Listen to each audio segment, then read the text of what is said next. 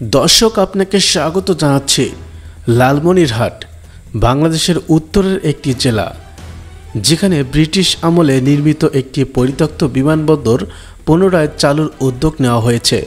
এই পদক্ষেপে ভারতের উদ্বেগের কারণ কি? চীনের সম্পৃক্ততা কি এই উদ্বেগের পেছনে রয়েছে? আজকের ভিডিওতে আমরা এই বিষয়গুলো বিশ্লেষণ করব। চ্যানেলে নতুন হলে সাবস্ক্রাইব করুন। তাহলে চলুন চলে যাই মূল প্রতিবেদনে। লালমনিরহাট বিমানবন্দরটি দ্বিতীয় বিশ্বযুদ্ধের সময় ব্রিটিশদের দ্বারা নির্মিত হয়।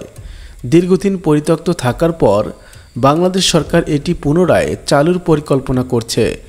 এই উদ্যোগে চীনের প্রযুক্তিগত ও আর্থিক সহায়তা রয়েছে বলে বিভিন্ন সূত্রে জানা গেছে।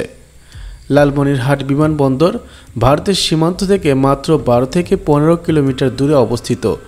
এটি ভারতের চিকেন স্নেক বা শিলিগুড়ি করিডোরের খুব নিকটে, যা ভারতের মূল ভূখণ্ডকে উত্তর পূর্ব রাজ্যগুলোর সঙ্গে সংযুক্ত করে। এই করিডোরটি মাত্র 20 থেকে 22 কিলোমিটার প্রশস্ত, যা ভারতের জন্য অত্যন্ত কৌশলগত গুরুত্বপূর্ণ। চীনের সহায়তা এই অঞ্চলে বিমানবন্দর চালু হলে ভারতের নিরাপত্তা হুমকির মুখে পড়তে পারে। লালমনিরহাট বিমানবন্দর চালুর খবরে ভারত সরকার ত্রিপুরা কৌলাশহর বিমানবন্দর পুনরায় চালুর উদ্যোগ নিয়েছে।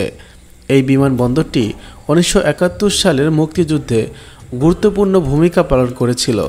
বর্তমানে এটি পরিত্যক্ত, তবে ভারত সরকার দ্রুত এটি সচল করার পরিকল্পনা করছে।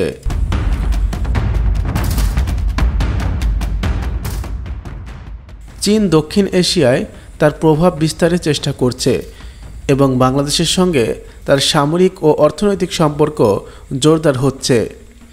এই প্রেক্ষাপটে লালমনিরহাট বিমানবন্দর চালুর উদ্যোগকে ভারত তার আঞ্চলিক নিরাপত্তার জন্য হুমকি হিসেবে দেখছে। ভারতের আশঙ্কা, এই বিমানবন্দর চীনের সামরিক কার্যক্রমের জন্য ব্যবহার হতে পারে। লালমনিরহাট বিমানবন্দর চালুর পরিকল্পনা দক্ষিণ এশিয়ার ভূ রাজনৈতিক পরিস্থিতিতে নতুন মাত্রা যোগ করেছে। বাংলাদেশের উন্নয়ন প্রচেষ্টার সঙ্গে চীনের সম্পৃক্ততা ভারতের জন্য উদ্বেগের কারণ হয়ে দাঁড়িয়েছে।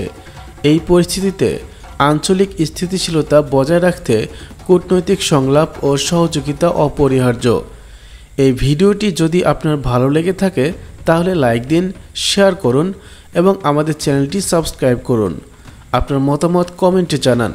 পরবর্তী ভিডিওতে আবার দেখা হবে। ধন্যবাদ।